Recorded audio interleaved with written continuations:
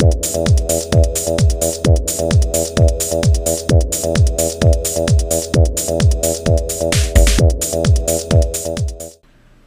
there folks, today I'd like to take a casual peek into the DC Universe Classics Obsidian action figure. This set is number 2 from Wave 14, which contains the Ultra-Humanite Collect and Connect figure for the Wave. Now this Wave is a Walmart exclusive and was first released in the fall to winter of 2010. And I did get it at Walmart at that time and paid $14.99. Taking a look here at the figure in the package, you can see Obsidian, and it's actually labeled Todd Rice, and I believe that's because Mattel does not have the rights to the name Obsidian for action figures, and they had to use, I guess, his real name instead. And as you can see in the figure here, he's got a bit of a bent arm, and that's one of the issues with the Wave in particular, was these, I guess, dynamic poses in these packaging, and that actually damaged some of the figures. Hopefully that'll be repairable once I get this figure out of the package. Down below you can see the arm for Ultra-Humanite, and also over here we have a button to help celebrate the 75 years of DC Comics. Taking a look over here, we have the back of the package. We have a nice biography of Obsidian, who is the son of Alan Scott, Green Lantern. Down here we have some statistics for Obsidian, a nice picture of the figure, and below we have figures from Wave 14. We have Commandi, Obsidian, Tyr, Gold, Hourman, Zatanna, and of course Alan Scott, Green Lantern. And we have the Collect and Connect figure here of Ultra-Humanite. Now, like most Walmart exclusives, there are no variants for this Wave. We'll be right back and have Obsidian here out of the package. Alright, we have Obsidian here out of the package, and despite the QC issues with this figure, it is one of my more favorite figures out of the Wave. In fact, it's one of my top figures from the entire DC Universe Classics line. It's not often that you get a lesser known character made into figure form, and I'm very happy that they actually made Obsidian. And just because of my JSA bias, but also because it's a great design scheme, and I just don't see this guy being made very often, which is a shame because it's a really cool looking figure. But first, let's go ahead and take a look at all of the items that come with Obsidian here.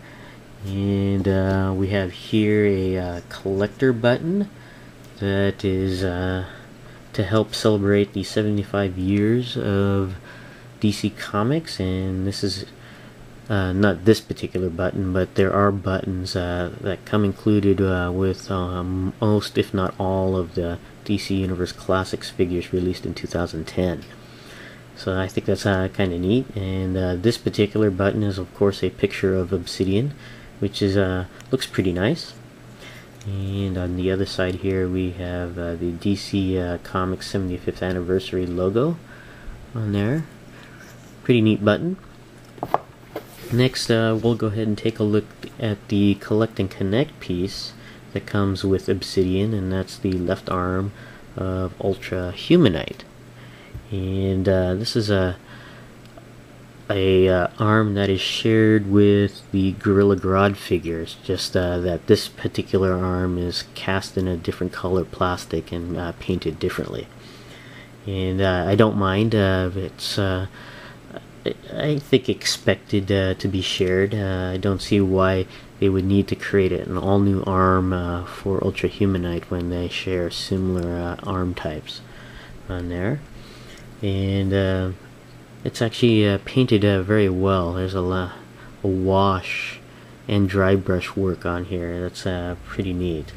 And I think the details are kind of washed out with my lamps here. But it's kind of neat. Even the fingernails are painted there. Kind of cool. But this is the Collect and Connect piece that comes with Obsidian, the left arm of Ultra-Humanite. Now on to Obsidian here. And like I mentioned earlier, it's just a great looking design. And just to get started with the QC issues with this figure, because it seems to be a problem with wave 14 and I believe wave 15 as well. It's just that these figures are posed in such dynamic positions in the packaging. I think they get damaged because of the plastic packaging. And I just wish Mattel would actually stop doing that and actually just put these figures in neutral poses.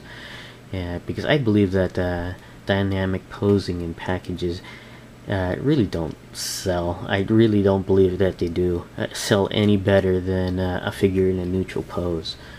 And having these figures in dynamic poses, I think, just damages these figures. Now, I did mention earlier in the video and showed that the left arm of Obsidian was severely bent. Now, as soon as I got this figure out of the packaging, I went ahead and used a hair dryer to soften up the plastic at the elbow, and then for about a minute, and then put it under some cold water, and it looks like it straightened the arm out a little bit. I may have to apply more work onto that to get it completely straight. But that's just a casualty of dynamic posing in the packaging. It's just these bent limbs on here on weaker parts of the plastic there. Some other QC issues. I got some chipping here on the I guess the clasp for his cape here, which is unfortunate. And other than that, everything else seems to have escaped the QC monster here. But going over this figure here, just looking at the design of this figure, it's just really great. Starting out with the head sculpt here, which is an open mouth head sculpt, which I'm not that much of a fan of, and it looks like he inherited this open mouth sculpt with his father here. And I don't know if they sculpted this to at least bare his teeth to provide contrast with the rest of his face here. I'm not sure why they did that. It would have been just as fine with me if his mouth was closed, like here in the button here. But I think his eyes provide enough contrast here, the whites of his eyes here, and also his, I guess his headpiece here, I think is enough. I don't really believe I need to have an open mouth for this particular figure here. But it's still well sculpted, and teeth on the figure are well painted. No QC issues with the paint on this figure that I can notice, other than the clasp here. And it's just really cool. And then you have this part of his cape here that goes around his head, which is really cool. And this is made of a very soft, pliable, rubberized material. So that's kind of cool. It's not like the Dr. Impossible figure where it's just stiff and starchy. This one is actually soft and pliable there. And you can actually see some detail work and some stitching on the edges of that, I guess, I don't know what you call this, collar piece, I guess. And you got the cape here, which is made of a very soft material. Even though it's thicker plastic, it's still very soft and bendable.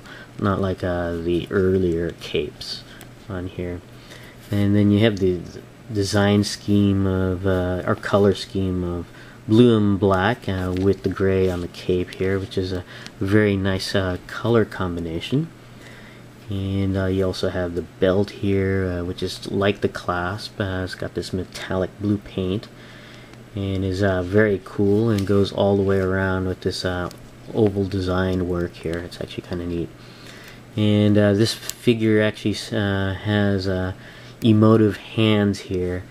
They're just pre-molded and they're kind of soft, but it's I don't know if it's because of this particular character or not, but it's got very emotive hands on there. And then you also have more of the oval scheme with this particular character here on the boots on there as well, on both sides of the boots. It's a very nice looking figure and very cool. Yeah, I really dig this particular figure and character. Going over the articulation, the head does go all the way around, even though with this collar here, and it does go up and down very well.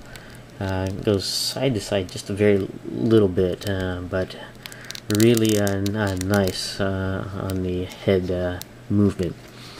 The arms do go all the way around, and they do go out and in, very stiff at the shoulders, by the way. The arms do go all the way around at the bicep, and they do bend at the elbow, and go all the way around at the wrist. Some more details on the hands there. It's actually pretty cool. The torso does go down, up, and back away, and the waist does go all the way around, although it's a little stiff around the waist due to the belt. The legs do go up, down, and to the back, and out to the side, and it's kind of stiff at the hips. The legs go all the way around at the thigh, and they bend at the knee, and bend at the foot. No ankle pivot on this figure. Overall, it's a great figure. I really like this figure, and just the design of this figure is just excellent. And despite the paint and the bent arms, I really enjoy this figure. I'm very happy they made this figure. This is my casual peek into the DC Universe Classics Obsidian action figure. Thanks for watching, and I'll see you guys next time.